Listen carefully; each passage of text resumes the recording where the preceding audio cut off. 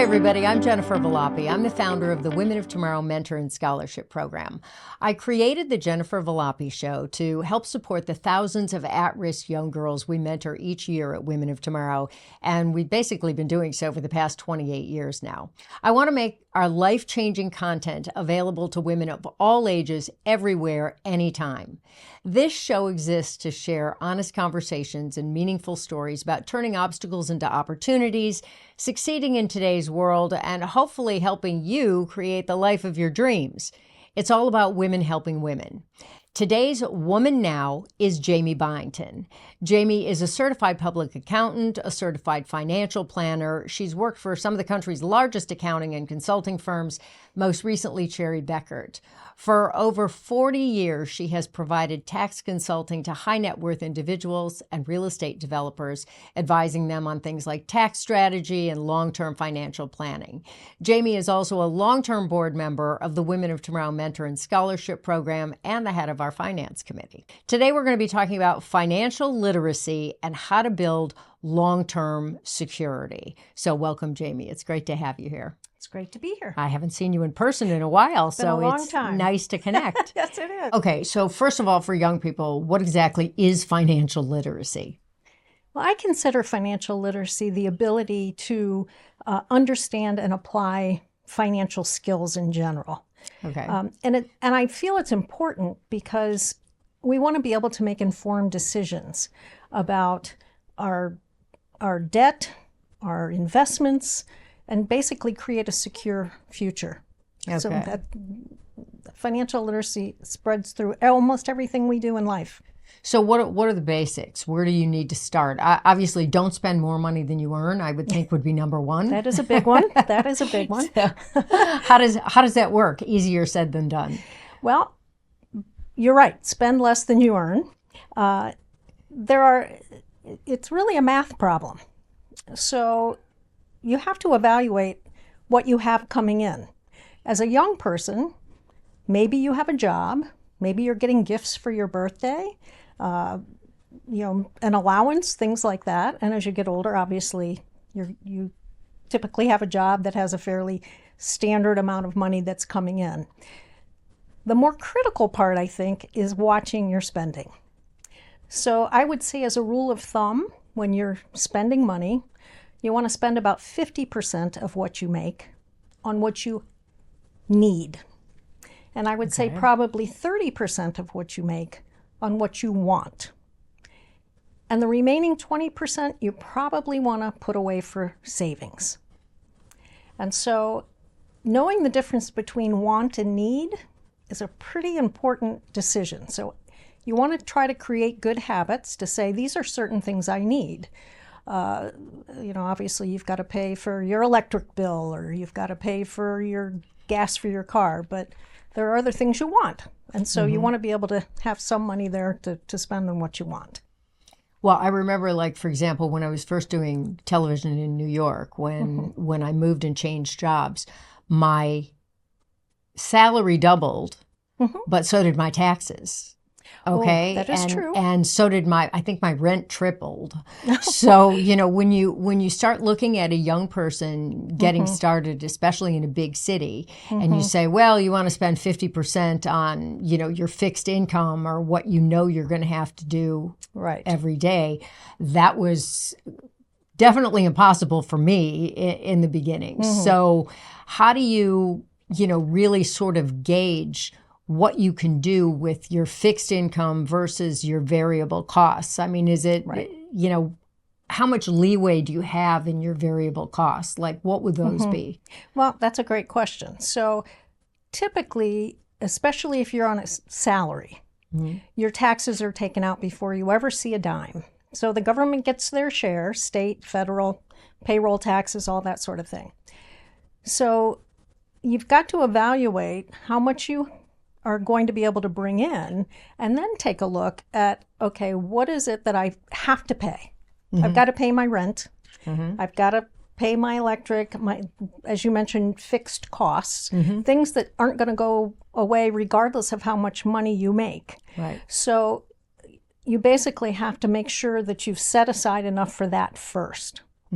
Whatever is left, then you have to say, okay, in my opinion, you pay yourself first. You've heard that phrase probably many times, and that means set aside your savings before you spend any variable money. Really? Yes. Okay. So really, you take that off the table almost like it's a fixed expense. I think I always did that backwards. I think most of us, and I include myself in that, did too. But generally speaking, to create some discipline, and again, a lot of this financial literacy has to do with discipline and creating good habits that will benefit you for the rest of your life into retirement. But then once you've set aside money for savings and you've paid your basic bills, then whatever is remaining, then it's a question of priorities. You know, what's important to you? Is it important to go out to dinner that night, or should we be cooking in tonight? Things like that. And so you've got to make some difficult decisions to decide, you know, you've got a limited amount coming in. That part of the equation's pretty basic, pretty simple. But you've got to really evaluate your expenses. You've got to track them. So how do you do that? How do you track your expenses? How do you track what's coming in and what's going out on a regular basis? Well, fortunately, these days, there's a ton of tools that are available out there. You've heard of, say, Rocket Money, which I think is, they're advertising now that they'll help you cancel subscriptions, which is a great thing. But so there's Rocket Money, there's EveryDollar, there's Greenlight, there's a number of different apps that you can have on your phone that will literally connect to your bank accounts and credit cards, and it will show you exactly how you're spending everything. Where your money is going, how much is coming in and where it's going, how much you have left. And you can use those tools to create budgets, to try to hit certain savings goals. Maybe you have a savings goal for a car, for college. You know, you always want to make sure you have an emergency fund, which is basically 6 months worth of living expenses that you have set aside in some short-term investments, things like that. So what do you mean? What is a short-term investment? What do you mean by that? It could be a money market account. It could be a savings account at your bank. Generally speaking, you want something that you would consider liquid, which means you can convert it to cash very, very quickly.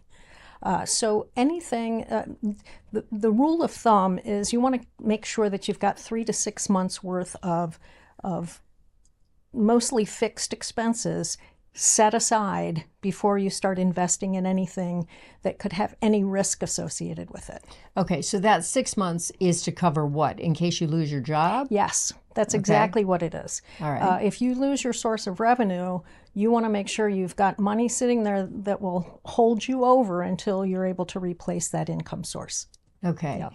And, you know, I think most people, isn't statistically the story that most people kind of live hand to mouth and don't have 6 months or even 3 months or even a month's savings? That's why financial literacy is so darn important, because you want to make sure that you've created, you know, as early as possible. I mean, I would say to kids in high school, you should be learning financial literacy right now and starting to set aside money and managing and monitoring your spending habits, because you want to be, you know, in high school, probably the goal would be set aside, get to the point where you've got $500 sitting in an account in case, you know, something breaks down, you have to get a computer repaired or something like that.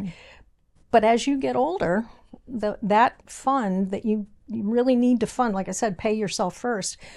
You want to make sure that you've got 3 to 6 months worth of living expenses set aside in the event that you've got any issues that come up. So when you talk about using apps and stuff to track where your money's going, I mean, when we were kids back in the Stone Age, we actually had checkbooks, right? And we wrote out checks. I don't know if anybody actually uses a checkbook anymore. I do. You do? Okay. I do. But you actually had to balance your checkbook. Yes. You actually had to do the math and add and subtract. Yes, and, it required and know basic when math. you were putting money in and when you were taking money out, and so that you knew where it was all going. And when you had to write that check out, there was a sense of accountability as opposed to just pressing in on an app or just Venmoing or Zelling someone or something like that so that the money just disappears seamlessly. Right. You know, you had to hand over a piece of paper. You know, how do you feel about cash? Because cash operates the same way, right? How do you feel about cash versus credit and doing everything on apps? Is that... Well, I mean, what I would say is that it scares me a little bit that today a lot of folks use their debit card or ATM, and they have really no sense of how much they have in their account. The old joke is, well, I must have money in there because I still have checks. Right. Well, now it is so easy to transfer money through Zelle or PayPal that unless you're regularly looking at your bank account to make sure that you've got a sufficient amount to cover all these payments you're making, you could get yourself in trouble. Right. So what these apps now are doing is that they're on your phone. So at any point in time, it will track whether or not you've got cash in your account. It will track expenses that are coming up so you can plan, so you don't zero out your account when you've got a bill due tomorrow. Everything, almost everything anyway, is paid electronically these days. And so things are automatic. They're paid, you know, the same day with a check. You had a couple days until they got the check. Right. Now everything is pretty automatic. So you really have to stay on top of your funds and what you've got in your account so that you're not overdrafting or paying more than you actually have in your account. And then they charge you a fortune. The bank charges you a fortune for an overdraft, right? They do. You go $5 over and they charge you, what, $30, $40 oh, yeah. And then the next time you make a payment, if you're not aware of that charge, now you're going to do it again. And it's just like a snowball where it just keeps getting worse and worse. So so I think the apps are great because they do enable you to watch your spending and track where your money's going and how much you have. But you really have to look at your accounts and make sure you've got cash in there to cover what's coming up. So what about the idea of using cash versus using credit cards? Like when you hand out a, $10 bill, you've handed out a $10 bill, and if you only had $20 in your pocket, you know what you have left. When you're doing stuff constantly electronically, it makes it a little difficult. I like to use cash every now and then, especially for tipping people and things like that, because I always feel like when you tip people, they may never get their tip from the company if you're putting it on a credit card. Well, that's true too. So I like to, do some things, still in cash. But going back to what I had said before about becoming disciplined and having good habits with money, the beauty of using cash is you feel the pain of spending it. If you go into a restaurant, for example, and you use a credit card and you pay for dinner, the odds are you don't even know how much it was when you left. You signed it, maybe you tipped, and you walked out, and you have no idea what you spent. You go to get gas, no idea what you spent. You put your credit card in, and that's it. With cash, you feel it. It hurts, and so you're a little more careful about what you spend. What the apps will allow you to create categories like, I'll give myself $50 a week to spend on fast food and restaurants and things like that. So it helps you monitor it. But an old-fashioned way is, as you were saying, creating what they call the envelope method, where you put cash into an envelope and say, okay, here's my $50. Here's my $50 for gas. Here's my this, that, and you create an envelope. And once you've used the money in that envelope, you're done. That's it. Now, nobody's going to do that anymore, at least not very many people. But the apps are about as close as you can get because it will basically notify you, hey, you've reached your limit on this budgeted amount. Yeah. So that's so it is. It's the envelope method, only electronic. That's really what it is. And then, again, getting back to priorities. Let's say you've gone over your budget for restaurants. Well, now, okay, I'm going to have to back off and not buy any clothes this month. And you have to kind of make priorities about what you're going to spend it on. All right. So, you're really bringing up the issue of credit card debt. of debt. Yes. Okay. Debt. Versus credit. Right. Okay. So first of all, let's talk about a credit score. Okay. Okay. And, we have a bunch of people here, young people that are very accomplished and, earning a lot of money in some cases and doing very well. But they're not even clear on exactly what a credit score is. Okay. Or, how that impacts your life. So why don't you give us that rundown? Well, a credit score is basically a way to measure how good someone is with debt. I mean, that's really what it is. And there are a number of different things that affect your credit score. And that would include your credit history, how long you've had certain credit. If you just keep switching debt, that doesn't look great. It reduces your credit score. If you keep switching debt, what does that mean? I mean, if you're Switching paying credit off cards? one debt by taking up new debt, I as see. opposed to having long-term debt, you have the same credit card for several years. Okay.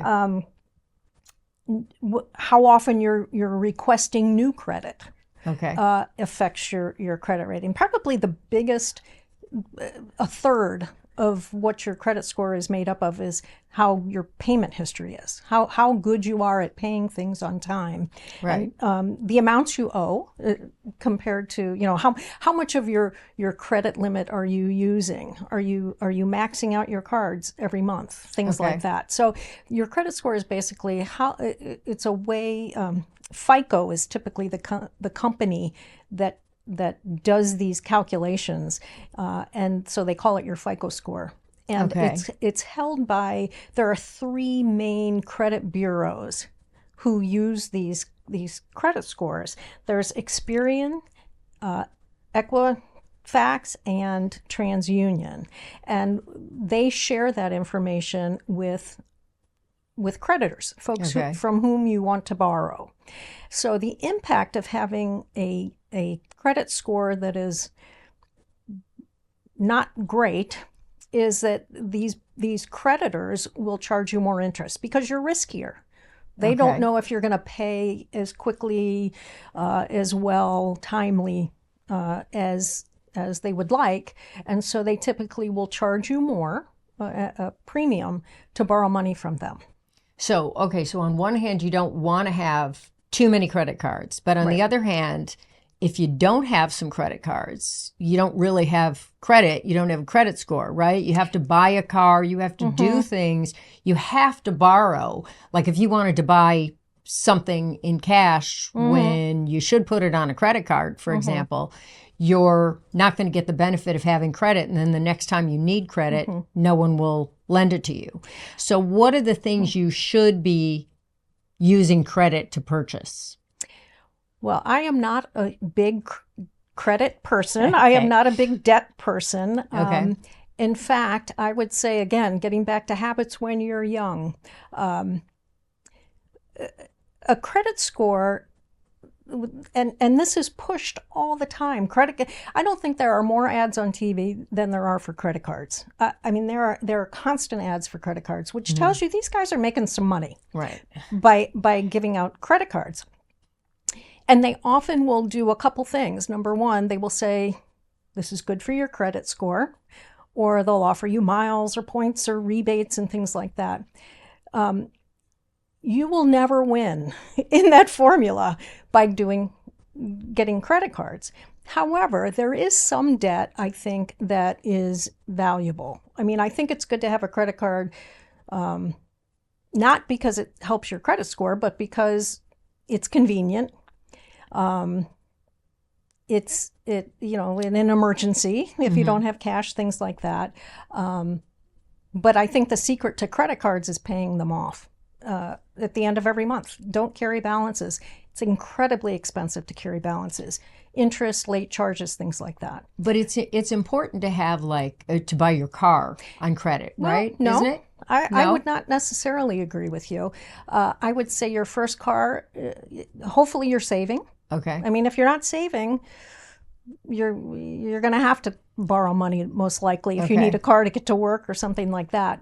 But typically you're going to want to start. You're not going to start with a Supra or something, or a Corvette, you're probably going to want to be smart about it and buy something that's used but safe and inexpensive, and have as little debt as possible. And frankly, I would probably say the same thing about school loans.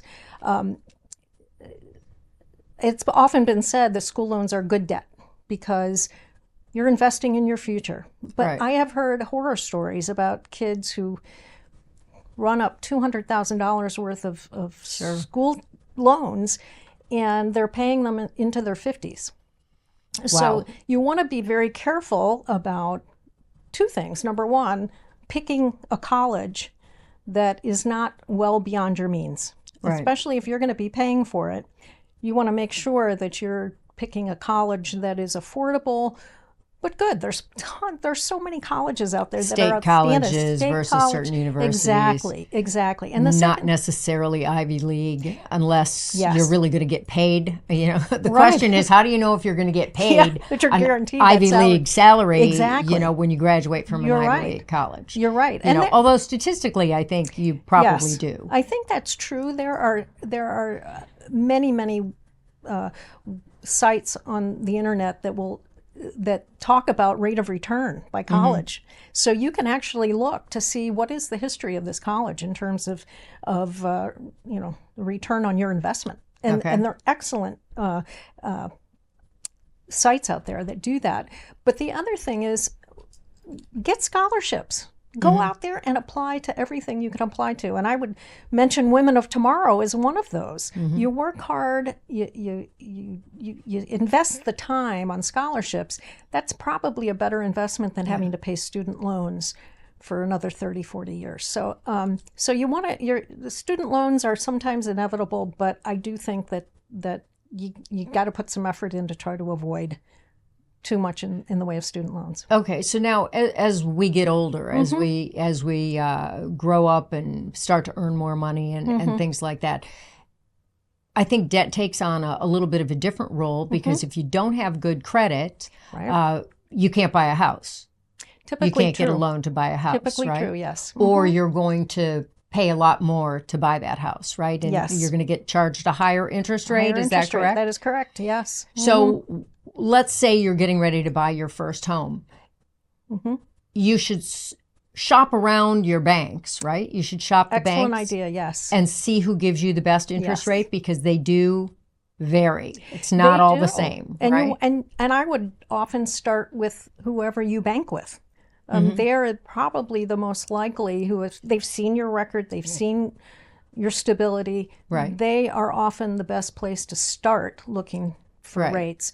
But absolutely, Jen, you're spot on. You need to shop around just like you would for a new pair of shoes. You've got to look at all the different, and there's all different kinds. They're not just normal banks like Chase or City National, Right. things like that. There's a lot of other types of lenders that you can go to. The other part of it is obviously, again, with the savings. I'm huge on saving. You want to get your down payment as high as you can to minimize your mortgage payment. Okay, so here you are, you're living in a big city, you're living in a New York or an LA or a Washington, D.C., or somewhere where you're paying a lot of taxes, okay? And we should talk about that first. I don't know if everybody realizes, like a city like New York, for example, you're paying city tax, state tax, and federal tax. Right. A city like Miami, you're paying only federal tax That is because there is correct. no state tax here and there's no city tax, right? So right. how does that work? I mean, that's a big difference in the taxes you pay. So is. let's talk about that before we get in. I want to get into some of the savings stuff, but let's Okay. talk about Taxes? the location of where you are and how that impacts the amount of money that you bring home in your check every day. It's probably one of the biggest impacts on the amount that you bring home. There's probably about a half a dozen states in the United States that do not have a state level tax. And Florida, where we are located, happens to be one of them. Texas is one. Washington State, Tennessee has some a modified version of that. But in any case, there are states where there is no state tax. Everybody pays federal tax. At least everybody should be paying federal tax. And it's a sliding scale that the more you make, the higher percentage you're going to pay. It's graduated, so you don't pay it on the whole thing. If you hit a high number, you're paying it as you make more. The higher you make, you're going to pay higher percentage on that higher earnings. States are different. Every state is different. And the rates can range anywhere from 3.5%, 4% up to 10% on top of your federal tax. And then, as you mentioned, New York, and there are a number of other municipalities who also tack on a city or county level tax, income tax, based on how much you earn. The computation of that is different, of course, in every place you go. In fact, if you're paying state tax, the base upon which you pay the state tax may not be the same as your federal. There's adjustments that are made along the way. But knowing how much that is, an estimate of that, certainly would help if you're deciding where, you're fresh out of college and you're choosing between Miami or New York City. That has to be a consideration. I think a lot of employers, at least at higher levels, incorporate that computation into how much they pay. In other words, in New York, they might pay more than Miami simply because they know you've got to cover the tax. And if they want to get good talent, they're going to adjust the salary for that. But it is a huge factor in your net cash that you're going to have to spend on what you want to spend it on. So taking into account the taxes you've got to pay, it's huge. Well, I know one of our crew people here had mentioned to me earlier, they said something to the extent of, I already have taxes taken out of my check every week. So why is it I still might end up owing taxes at the end of the year? How does that work? Well, it could be two things. The first thing is when you start a new job, your employer asks you to fill out a form. It's called a W-4 form. And you tell your employer what deductions you have. Not in detail, but you basically say, well, I've got 3 kids and I have, my itemized deductions are X. And for each of those items, they give you what's called an allowance. So if you have 0 allowances, which means basically you're telling your employer, I don't have any kids, all of these translate to a deduction in your tax return, then they will withhold less. So if you show 0, they will withhold less. I'm sorry, I have that backwards. They will withhold more. And if you tell your employer I have 8 exemptions, then they're going to withhold less. They withhold less. Because they know you're going to be able to have deductions on your tax return. So one factor in whether or not you still owe money at the end is whether or not you're being truthful in your exemptions. There's no audit on that. You're basically telling your employer, and they are using a chart that says, oh, if they have 8 exemptions, then we should withhold this amount on this much income. Well, but like, for example, as a young single person on a regular salary with just one job, not getting in other income from other sources. That was the other part, you should always pretty much put down you have 1 exemption, right? You have 1 or 0. Some people like it forced savings, and so they'll put 0. I got it. Because they want to make sure that they get a little bit of money back in April and at the end of this, right? So they can go on a cruise or something. But yes, the fewer exemptions you put down, the more they will withhold, and the odds are if they're doing it right at the corporate level, then you shouldn't owe any money. Technically, that's how those charts all work. Okay, so you've got a good job. You're at a point where you can save money. You've saved up a certain amount. Where should that savings live? Well, we mentioned before an emergency fund for 3 to 6 months worth, which is your bank account. Mostly bank account. It could be a money market. And again, just like you're shopping for mortgage rates, shop the banks for how much they're paying. They are not all the same. So anything that you might need in the next 6 months or so, you're going to want to put in something very liquid, cash equivalent, essentially. I would say anything that you expect that you're going to need money for, a new car, anything, you're planning that round the world trip, whatever the case may be, anything that you're going to need the money for in the next, say, year to 3 or 4 years, you want to put it in something. It could be a CD. It could be something that's it's still safe, but it earns even more. The more liquid things are, usually they pay a lesser interest rate. The longer you're willing to let them get tied up. If you get, say, a 2-year CD, because you don't think you're going to need the money for 2 years, right, they're going to pay a little more for that because they get to hold on to your money for 2 more years. And then anything beyond that, say retirement type accounts, just long-term savings, that's when you're probably going to talk about investing in the market. Okay, investing in the stock market. The market or other investments. There are a lot of other, could be real estate, could be gold or silver. It could be a lot of different options. Right. Okay. Well, so when you first start saving money, I know you're a big believer that you should start saving money when you're like your first job. Yes. And good luck with that. But if I could give an example, because this kind of blew me away, and this really drove home the point that you should start saving now. I don't care how old you are, save now. So I was looking at some computations, and if you are a 20-year-old person, and let's say you've got even if it's a part-time job, if you can put away $300 a month.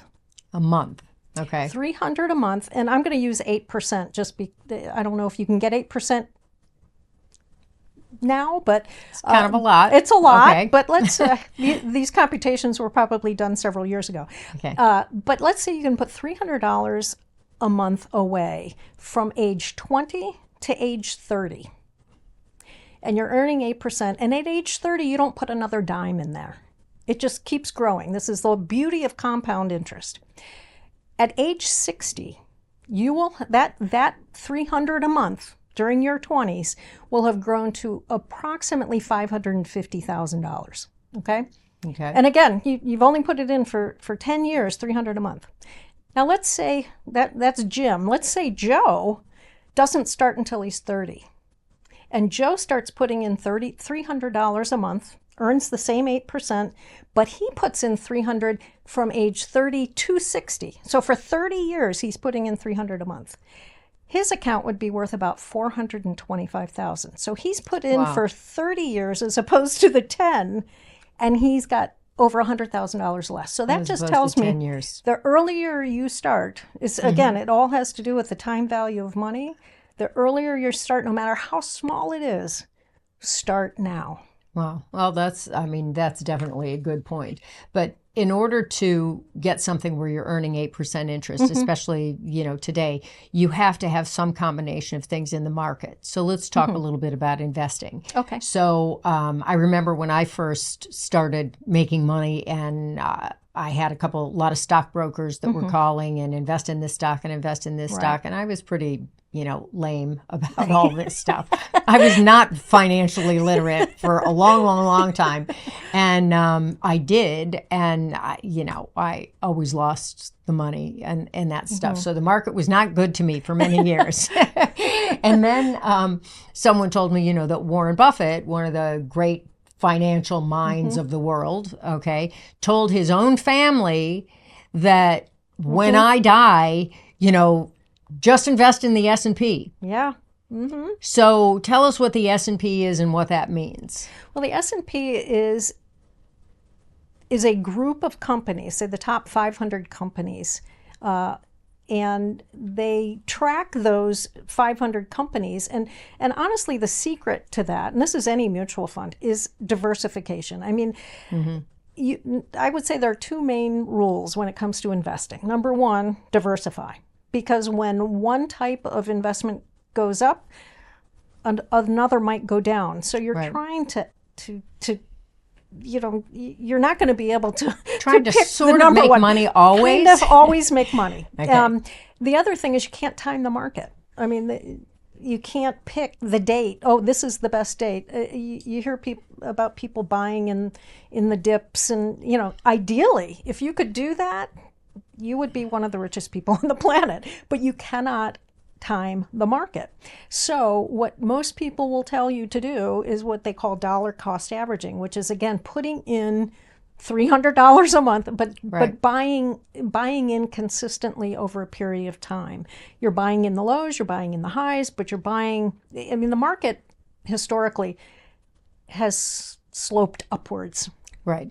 It doesn't, always. Yeah, if you look at from the beginning of the market to now, it has certainly grown. You can see that in how the NASDAQ and the S&P and all of all of those markets have gone up.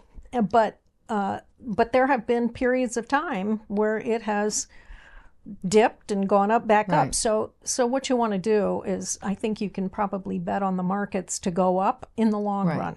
So invest for a long term and dollar cost average. So if you have a brokerage firm, which would be like, I don't know what, a Morgan Stanley or Schwab, anyone at Goldman Sachs, anything like that. If you have an investment firm, which means you have to have some money planted in the stock market, okay, or the bond market at least, okay.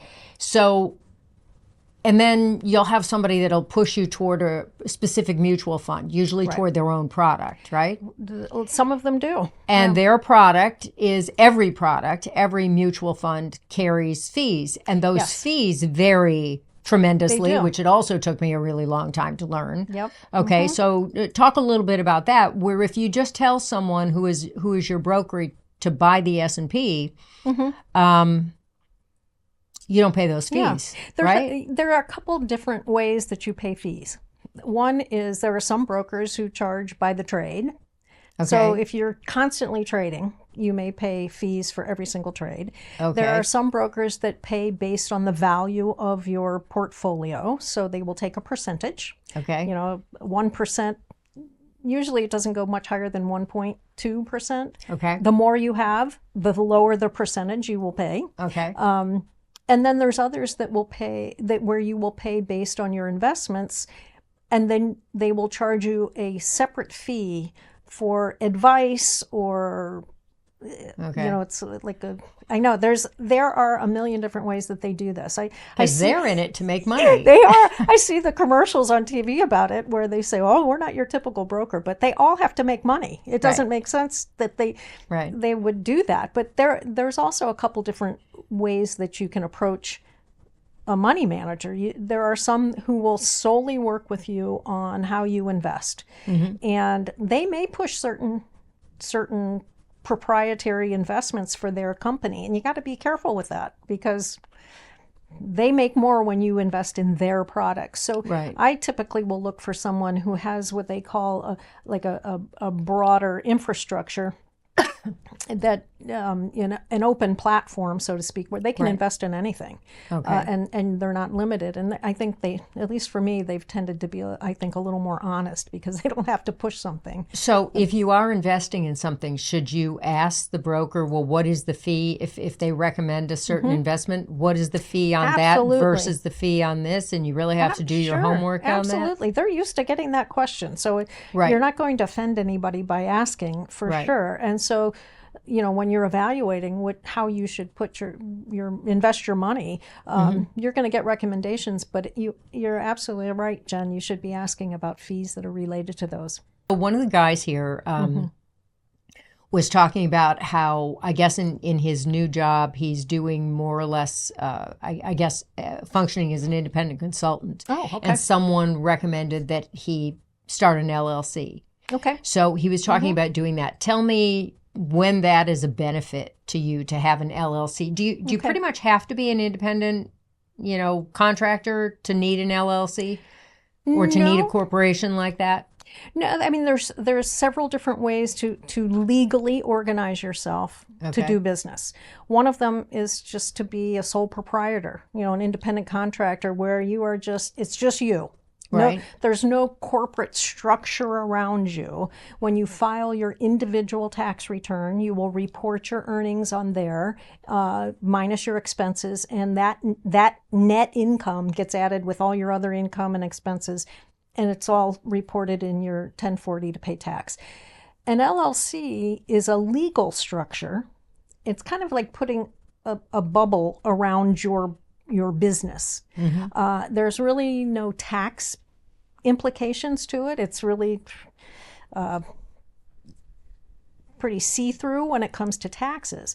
And so you're going to pay the same amount of payroll taxes, self-employment taxes is really what they are, in income tax, state and federal. So it doesn't, an LLC doesn't change your tax file. I mean, you if you're an independent contractor or a sole proprietor, you honestly file the same way on your taxes. I think that also one of the things we were talking about earlier is an S corp, right? Yes. So what's the difference between an LLC and an S corp? Okay. And when do you choose one versus the other? Okay. An LLC isn't just a sole proprietorship. It could be multiple owners. Okay. In fact, most real estate is owned using an LLC. Okay. It's very similar to like a partnership when you have multiple owners. Okay. And it is what we call a pass-through entity. So the earnings by the LLC, which is a separate entity, it's a separate company, flows right into the personal tax returns of all the individuals. It does not save taxes just by putting an LLC around a company. But it protects you if someone were to sue Slip and you fall or something like that. Yes, Okay. generally speaking, it's done for liability purposes. Okay. An S corp is a little bit different. An S corporation is a true corporation with shares of stock and that sort of thing. It's different than it is a regular. It's just like a regular corporation from a legal standpoint. But you ask the IRS if it's okay to be an S corporation. And they pretty much, as long as you meet the rules, you can only have so many shareholders, things like that. What an S corporation does is it turns a regular corporation, like an IBM, who pays their own taxes. Right. Instead, it passes the income down to the owners of the S corporation. So you're still paying income tax just like you would if you were an LLC or a sole practitioner. The difference is that when you have an S corporation pays salaries. Okay. Usually, not always, but it could pay salaries. So let's say the S corporation, the business makes $300,000, and you pay salaries, or you pay no salaries. All that income comes down to the owners. There's no payroll taxes because you didn't pay salaries. The IRS does not like that. The IRS really wants some of that $300,000 to be treated as salaries for those who are really doing the work. Right. So to the extent that you pay any of that $300,000 of profit down to owners, you're going to pay payroll taxes in addition to income tax. The difference between an LLC and an S corporation is with an LLC, it's all subject to payroll taxes if it's a service business. Okay. If in an S corporation, you have some leeway on how much of that net income is treated as subject to payroll taxes as salaries versus basically return of capital like a dividend. Okay. So in other words, if you brought in $300,000 on this S corp, you can say, what? I want $80,000 of that only to be treated as my income. So I'm now only paying taxes on $80,000 versus paying taxes on the $300,000. Well, you're going to pay income taxes on the whole $300,000, but you might only pay payroll taxes on the $80,000. And the IRS, this is a big issue for the IRS because, if they had their way, they'd say, oh, no, the whole $300,000 gets subject to payroll taxes. The question that is usually asked is, well, if someone, let's say you're the only owner of that S corporation, and if you hired somebody to do what you do, how much would you pay them? And if you would only pay them $80,000 because the value of the company then you have an argument with if the IRS were to ever ask. Right. But that's been an issue since I began practicing tax. That people try to pay as little salary as possible, so the rest isn't subject to payroll taxes. But the IRS is keen to that. But that doesn't mean the whole thing has to be a salary. But what happens to the rest of the money? Can you just spend it as you see fit, or does it have to go back into the corporation? Does it have to be used to run the business moving forward? That's up to you, but you're going to pay tax on the whole $300,000, even if you keep it in the corporation. So let's say on December 31st, your company made $300,000, of which you've already paid yourself $80,000 as a salary. that remaining 220 theoretically is still sitting in the bank. Okay. You know, say it's the first year. You can either pull that money out. You're going to pay tax on the 220 no matter what. Okay. But it's up to you whether or not you want to leave it in the company to keep it going, or whether you want to pull some or all of it out, you know, either that year or the following year. It's almost like you've got to keep track of how much Right. you've paid tax on. And then as you pull money out, pulling the money out isn't what causes the tax. It's the earning at the S corporation level.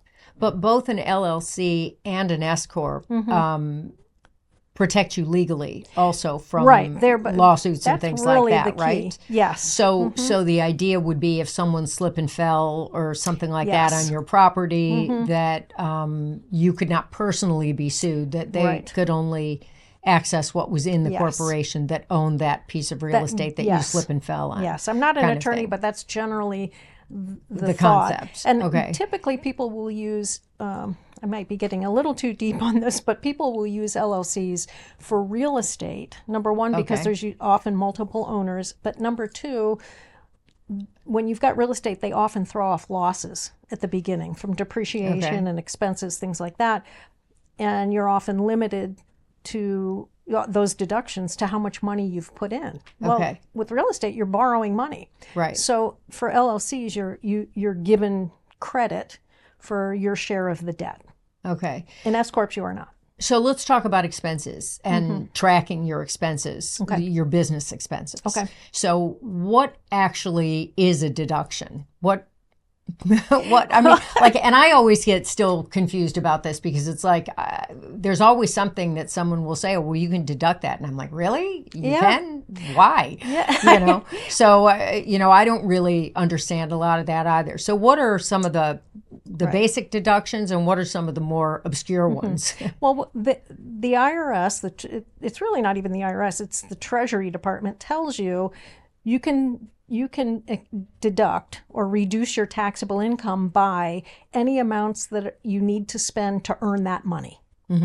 So that really makes a lot of gray area, to be honest with you. So cocktail party talk, everybody says they have the greatest deduction.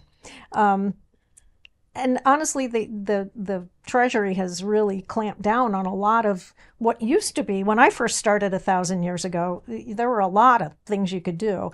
But as long as you can look an IRS agent in the face and say, I had to spend this in order to earn money. I mean, for someone who is in television, it could be, makeup people. Sure. Where it would not be deductible for someone like me. Or your TVs. Or your TVs. In fact, or, I had a number of pretty big hitters in Hollywood at one point, and they would bring me a stack of all of their tickets from going to see movies. Nobody else could deduct that, but these were directors and producers, and they knew, that was part of their business. So it really depends on what you do. But you know what I would tell you, and this might be a good segue, is one of the biggest areas for tax deductions these days are retirement plans. Okay. So when you're either through a company or individually, for most of them, you get a deduction. And these amounts can be significant. I mean, there are certain types of pension plans where you can literally deduct more than you make, because you can those are more complicated. They don't see them. You don't see them very often anymore. But and so I rarely, in fact, see them anymore. But these are significant deductions that you can write off against your income in your tax returns. Okay, so if you're saving money and you're a relatively young person, you should still be putting money into an IRA? Oh, yes. I mean, I would say not even if you're just a young person, anybody who can. First of all, a lot of companies have what are called 401ks, which are employer-sponsored pension plans. Okay. A lot of them match your donation. So let's say you put 5% of your salary into what is called a tax-deferred pension plan. Okay. The company might put another 5% and double your money in there. I mean, that's as close to a no-brainer as you can get. You put as much as you possibly can into a pension plan, especially if it's being matched. But let's say you're doing it on your own. What's the difference between an IRA and a Roth IRA? Okay, so an IRA, if in order to put money into an IRA, you have to have earned income, okay, which is a salary, and there are a ton of limits on whether or not you can deduct what you put in an IRA, depending on whether or not you're in a 401k somewhere else. So the IRS has said, if you're already in a 401k and you're putting money away there, we're not going to let you do an IRA. But there's 1,000 limits that say if you're making less than a certain amount, you can do it. If your spouse is doing it, and it's probably, I would have to look at a chart to see when you can't. But what I will tell you is, if you are qualified to put money into an IRA,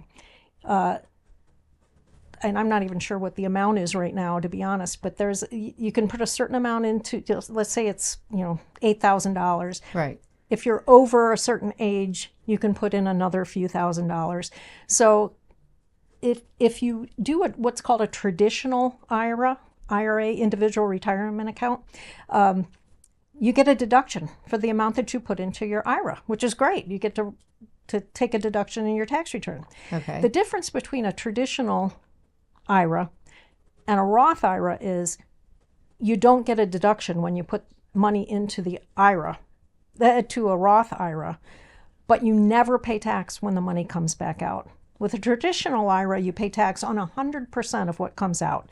So you're putting money into here's the difference. You put money into a traditional IRA, you're getting deductions every single year. So you're saving a little bit of tax every year. But once you start pulling that money out, and you have to start pulling it out by the time you're 70 and a half, then you have to start paying income tax at whatever your tax rate is at that time. So you might only be getting, a 15% deduction when you're 25, but you're in a 40% tax bracket, and now as you're pulling money out, you're paying tax at 40%. It doesn't always work that way because you may be retired and maybe you're making less. So it could be the opposite. But with a Roth IRA, as you put money in, you do not take a deduction for it. But and there is no requirement to take it out at any point in time. You can keep it and give it to your kids, whatever. But as you pull money back out, and let's say you've put in a total of, $100,000 and now it's worth $1 million, you will never ever pay tax on that $900,000 of growth. Okay, well, nobody actually ever explained that to me before. It's pay now or pay later. Kind of interesting. Yeah. So when you decide to invest in an IRA, can you just choose whether it's an IRA, or a Roth? Yep. I mean, it's totally up to you? Totally up to you. Totally up to you. You tell your broker, because the person who's holding the money, the Schwab or the Goldman, whatever, they will establish an account called Roth or traditional, so that you know what's what. Like I have both. I have a little bit of a regular, but most of mine is in a Roth IRA. Interesting. And the same thing goes with 401ks. There are Roth 401ks. So you can actually contribute money to your 401k, not take a deduction when you put it in, knowing, and especially when you're young, that knowing that down the road when you pull that money out, you're not going to pay any tax on it. And again, we go back to the market tending to go up. So the odds are you're gonna earn all that money. So you don't get a deduction now, which is not great, but if you think of it as another investment, and down the road you're going to be able to take that money out without any tax, it's not bad. And the other thing, good thing, especially when you're in your retirement years and you don't really want to be paying extra money and probably don't have much extra because you're retired. Well, technically, if you're taking the money out, you're probably in a lower tax bracket. But the other thing is, when you've got when you pull money out of an IRA, it's all taxed as ordinary income tax rates. So you may have had tons of capital gains inside your IRA, but it doesn't matter. You don't get taxed at capital gains rates, which are lower. You get taxed at your marginal tax rate. ordinary. So, it brings up an interesting thing, this whole thing that Donald Trump has been talking about, President Trump's been talking about with giving kids $1,000 when they're born. Obviously we're all well past that, but how does that, it sounds like an amazing idea in a lot of ways. I'm not savvy enough to really understand it though. What do you think about that, and what do you think that's going to mean for future generations now? Well, I think it's a great idea because I'm a saver. I like saving. Okay. So the way it works is it's effective for kids who are born after, I think it's January 1 of 25. And right now it's only up until 2028, I think. In other words, it could be easily extended if it works well. There's a bunch of companies who are putting money in so that if your income is below a certain level, they're going to fund $1,000 into that account. And so the rule, though, is that your parents, your anybody can put up to $5,000 a year into that account. It is not. It's more like. Well, it's not really a Roth and it's not really a regular. They call it like a 401k for babies. Okay. Where the money is not deductible when it goes in. When the money comes out, you only pay you do pay tax when the money is finally used. So the kid could be 65 years old and a portion of it will be taxed on any earnings. But the original investments that were put in by parents, grandparents themselves will not be taxed. Okay, but if you're a young parent and you have children and you can give a young child under 18 anything you want, right? As Pretty much. For savings for them? You can. At any point. So how is that different, except that it starts with that $1,000 from the government, which is really cool. Who's not going to take that? But true. Okay, but the rest of it you can do anyway. Right? Yes, you can put it in yourself. The difference is that if you put money into this type of account, no tax is paid until the money's pulled out. Okay. With a regular, if you just put it into a regular brokerage account and it makes income, sells stock, earns dividends, you're going to pay every year as you go. So it's a tax deferred vehicle where you don't pay tax till the beneficiary, the child, pulls it out. Okay. Let's go back to talking about your credit score a little bit, because I think the credit score is something that kind of never goes away, and you're sort of always dealing with it. Let's say somebody really messed up. They didn't pay their credit cards. I think you have to pay your credit cards every 30 days, right? You have to pay them. You have to at least pay the minimum balance within 30 days, or it's actually less than 30 days, isn't it, that you have to pay? I am not sure, to be honest, but it's about 30 days. Yeah, once a month. So let's say you messed up and you got behind on your credit cards, and now that has impacted your credit score. It's not as good as it should be. Yep. How do you fix your credit score? How do you fix your credit score? How do you get it back to where it's supposed to be, or you want get it to at be. least where it, and maybe not back to, but well, true, but you can. I know people, friends who really messed up during COVID even. It was just difficult to pay bills and it affected their credit score. So you've got to get back on track by paying your bills. And a lot of the credit card companies at the time, and there have been dips where people have gone through a hard time. And so credit companies want to work with you. First of all, they don't want to lose your business, but they also want you to either pay the money back or negotiate with them. So sometimes there's a negotiation that takes place, and I would not hesitate to call them. If you are really in hot water, if you're really behind the 8 ball right now, call the credit card companies and ask them if they will negotiate. Let's say you owe them $10,000 and you can pay them $5,000, and I'm just picking numbers. They may take you up on it, or they may counter and say, well, pay us $7,000 and we'll call it even. The difference, whatever you don't pay, will be income to you. You're going to pay tax on it. They will issue you a form. Whatever you don't pay, really, but is it's considered better. income to you. It is. Interesting. It is income. Okay. But the good news is it's better to pay 20% tax on it than pay 100% of it. Right. So it's a good deal for those who are able to negotiate. So the credit card companies will negotiate with you, but then you got to start your habits doing a little better on paying, spending less, paying more. And I tell you, these minimum fees are dangerous, in my opinion, because a lot of kids, including my own son, has said, "Oh no, I paid the minimum on my credit Right. card," and I thought, now you get more and more underwater because now you're paying huge interest rates. I mean, 20% interest or something outrageous. Right. And so, it all comes back to don't, spend less than you make. Spend less than you make. If I can stress anything. But you can also negotiate the interest rate that you're paying on a credit card, can't you? You can. You Okay. can. I mean, shop around. Right. But once you're in there, it's a little bit harder to do that. But I know people that say, somebody will give an introductory rate of 0 and they'll swap it over. You see Right. transfers all the time, which probably is not great for your credit score, but you might go 2 years without paying an interest.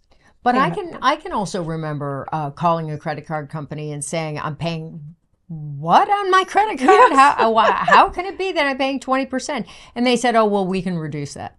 Yeah, it's And all I amazing had- how well they'll negotiate. And all I had to do was question it. Just ask. And yeah. when I questioned it, they immediately reduced the interest rate. You're right. I mean, it's kind of amazing. But one way to avoid that altogether is to pay your credit card off every month.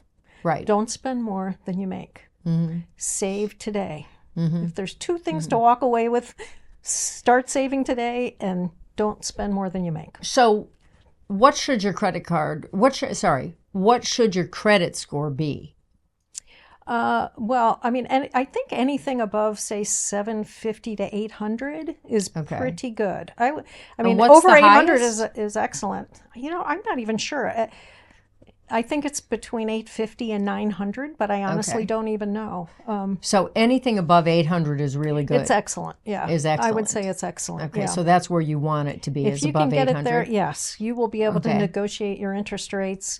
People want to lend you money. Okay. Whereas Because if they know they're going to get They paid know, back. you have good habits. I mean, Okay. it's funny because there is a school of thought that says, don't worry about your credit score because you're not going to borrow money. Don't borrow money because the only reason you need a credit score is if you're going to borrow money. Now, I think that's unrealistic when it comes to homes and mortgages. Yeah. Most other things, I would tend to agree. I say don't do it unless you can afford it. But with a home, I mean, there's almost Yeah. really very little you can do to avoid it. Right. And I would think for a home, for cars, things like that, you want to have the ability Kind to of. borrow money. Yes. I understand your point on cars when you're first getting started and Yes. stuff like that. But at some point, everybody wants a fancy car and, in their Yeah. life, if they can, whatever we is do. fancy for them. That's and, true. So So you might need to take out a loan. The it's rates not will such be a higher terrible than thing to... True. I mean, the rates will be a little higher than, say, a mortgage. A mortgage is usually one of the lower interest rates you're going to pay, just because it's so secure for the lender, because they put a lien on your house. But with a car, the value of a car drops so quickly that they don't want to lend so much, because tomorrow your car could be out of commission and it's not worth anything. So going back to the idea of the credit score, these companies, there's so many companies out there that are like, oh, you're in debt, call us and we'll get you out of debt and we'll resolve your issue. Are Yes. those reputable, legitimate companies? And how does that work? They're just negotiating like you do? They are. That's what they're doing, is they're negotiating. But they know that the likelihood is they have contacts in these companies where they can say, okay, I've got a guy who owes this amount. Right. What can you do for him? So they do the legwork. Right. They probably have connections. You could probably do the same thing, but most people don't want to. But, it seems like maybe they would get you a better deal than you could get yourself. Maybe. They probably could. I mean, Okay. I don't know what they charge. Okay. And there are reputable ones out there for sure. So you have to I don't check know that. which are good or which are not, but that's something that you would look at Consumer Reports and find out. But I think it's worth it if you don't, especially if you've got a lot of them. If it's only one credit card, you could probably do it yourself. But if it's multitudes, you're probably going to want to get some help. Same with the IRS. People owe the IRS money, and there's companies who take care of those kind of things too. So What about insurance? Insurance is something that nobody ever wants until, That's true. until they need it. And then when you are paying, you pay these exorbitant insurance premiums. It always feels like an exorbitant insurance premium. And then when you actually have a claim, they don't want to pay fight. it, and then they drop you, or so. That's true. Talk about the importance of insurance and what insurance is important to have as a young person versus an older person. Okay. What insurance, can you do without? I mean, everybody should have. Certainly, if you have an employer, you want to try and have health insurance for sure. Yes. You always want to have some sort of health insurance. Yeah. You have to have, right? I mean, that's if you can. It's one of the great, existential threats to, it is. Society is it absolutely no health insurance. is. I agree. And what I would say is, here's my philosophy on insurance, and all insurances.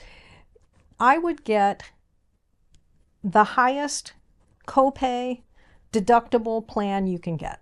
And the reason I say that is my feeling is that the purpose of insurance is to cover catastrophic issues. Okay. It is not, you're not going to want to pay premiums just because you get a low deductible or a low copay. So what I am seeing now with a lot of employers is they call them high deductible plans. Okay. But what they do is they combine these high deductible plans where the premiums are lower, because the employers are often paying part of it. So they want the premiums to be as low as possible. So you get these high deductible plans, but they also combine that with what's called a health savings account, an HSA.